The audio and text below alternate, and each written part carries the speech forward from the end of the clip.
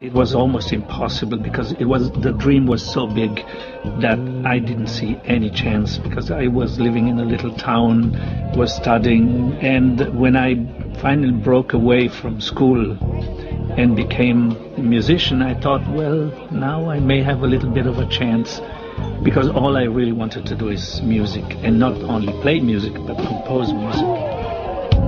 At that time in Germany, in 69, 70, they had already discotheques. So I would take my car, would go to a discotheque, sing maybe 30 minutes. I think I had about 7, 8 songs.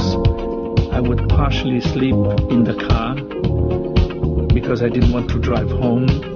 And that helped me for about almost 2 years to survive in the beginning.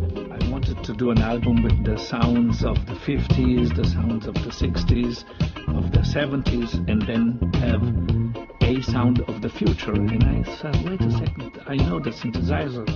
Why don't I use the synthesizer, which is the sound of the future? And I didn't have any idea what to do, but I knew I needed a click. So we put the click on the 24 track, which then was synced to the Moog modular.